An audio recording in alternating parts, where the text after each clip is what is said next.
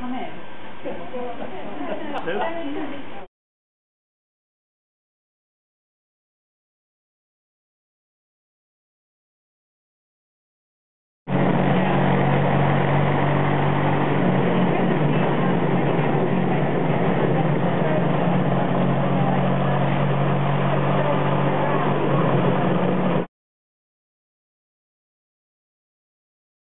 Pudding. The pudding is raspberry tart with like a creme brulee topping.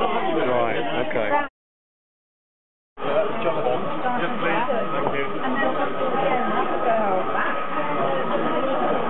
Poppy, can I have one slime?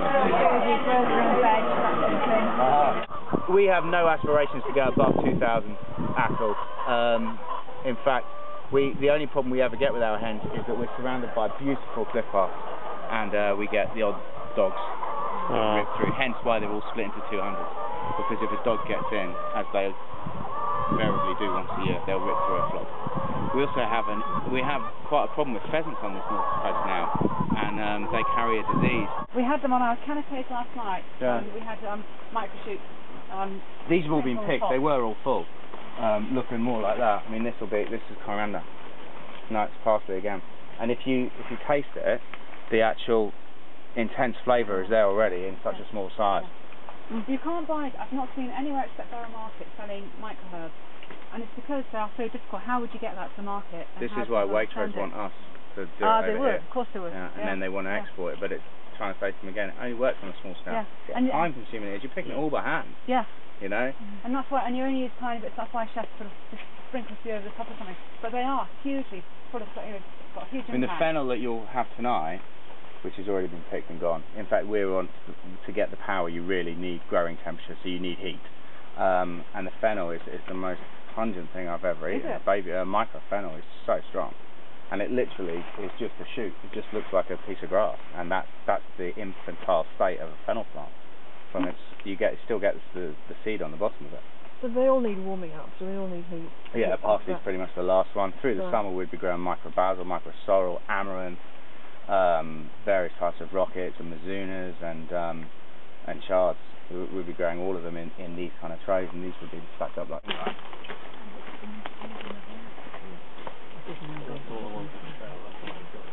Wood chips everywhere. Yeah. Right. So what we do, like I said to you before, we got asked to try and grow organic or grow shiitake mushrooms, but using a Japanese method of growing, and to see if we could do it in the Jersey climate, and it was bloody successful. It's been a lot of hard work, but you get this product that can't be matched by the Chinese and Dutch that use they grow mushrooms on bales of straw, chemically induced, and they just literally spray them, open the plastic, and out pops the mushroom. Deep holes by hand with a converted axle grinder, actually. That does the job. We then take a spawn that's grown for us in America, and it's an A580 shiitake spawn, and we plug each hole with a mycelium spawn, which is mixed with wood chips and bran and stuff like that.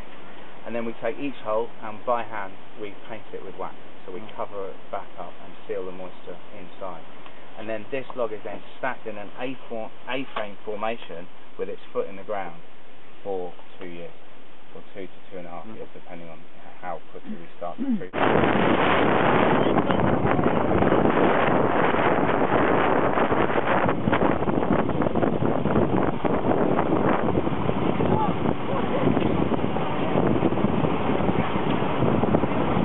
Women and children to the front.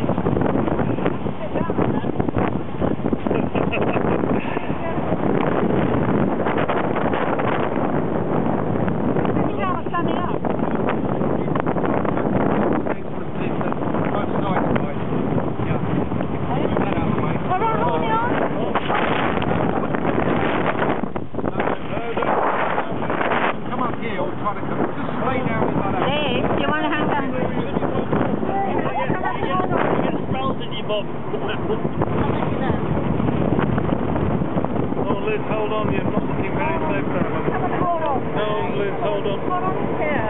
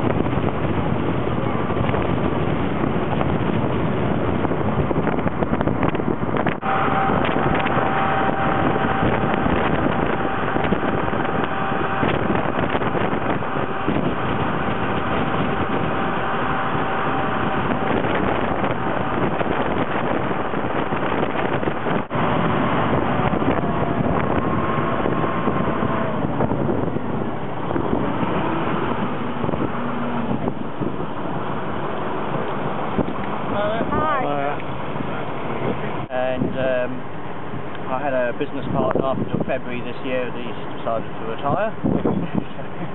I work along with my 15 staff.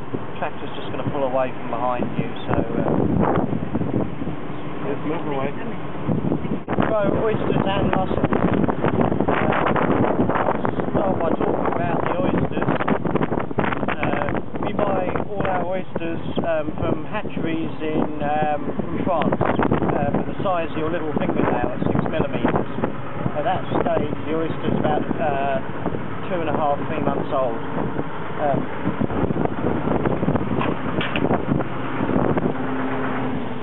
These here are already a couple of months old.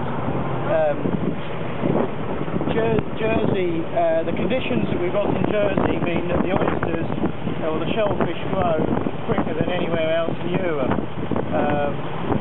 We're in the Gulf Stream, so we don't get cold winters because a lot of shellfish, for the water temperature below 10 degrees, tend to grow a lot slower.